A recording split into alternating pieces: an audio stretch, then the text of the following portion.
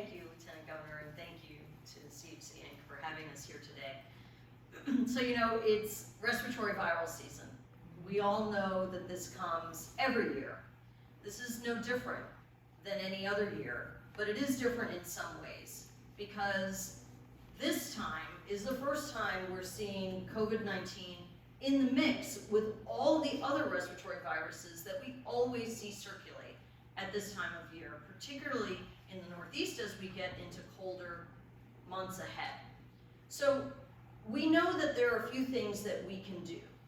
We have two viruses for which we have shots that can either reduce the severity of the illness or prevent the illness altogether. And this would be COVID-19 and the flu. And so I'm glad that we are all now up to date on our COVID shots and our flu shots.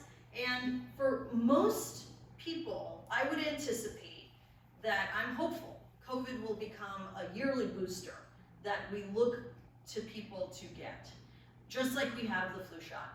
And you can get your flu shot and COVID shot at the same time. You can get them spread out. Either way is totally fine.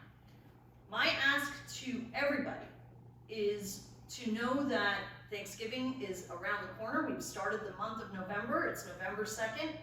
You've got about 3 weeks to get fully vaccinated against both the COVID and flu viruses, so that when you get together with those young babies in your families, when you get together with the older people in your families, which so many people have canceled gatherings over the last several years. We are approaching 3 years of this.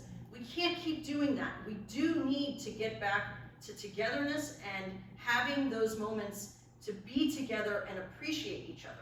But we want to do that as safely as we can, and getting vaccinated is the #1 way we can do that. What are we seeing in the United States? If we look at the Southeast, the southern parts of the United States, flu is already surging. There are very high levels of flu in those areas of the country. We know that New York City has high rates of flu. Connecticut right now is lower overall, but Fairfield County is starting to become higher. So what can we anticipate? We've seen this over and over again with viruses. Probably the virus will make its way, I'm talking about flu specifically right now, it's going to make its way from New York City and up the 95-91 corridor and be all across the state in the weeks ahead. This is your time to get your flu shot. Protect yourself and other members of your family.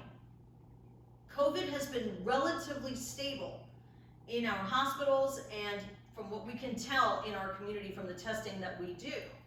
I would expect that in the months ahead, COVID will find its moment to surge as well. We've heard about RSV. RSV is a very, very old virus. This is nothing new.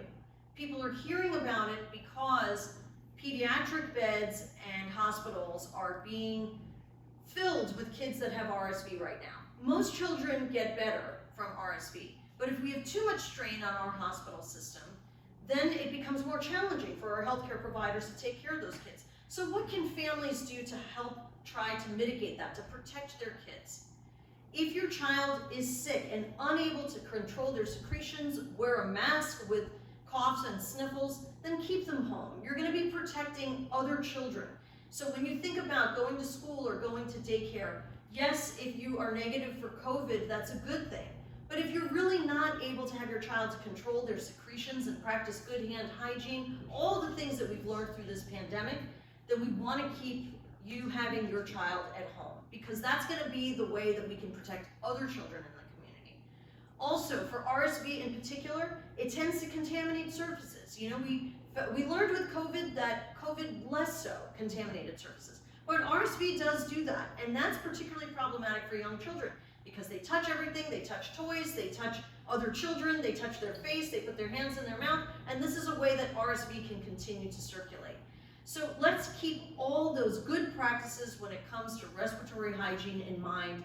Let's learn to remind our children about that. Cough into the elbow, don't cough into your hands and then start touching everything else unless you clean your hands as well. And through this, we will be able to get through this respiratory viral season like we have in the past. But again, there's so much that's unknown because COVID is in the mix now, which we didn't have before. But working together like we have in Connecticut always, I'm confident that we can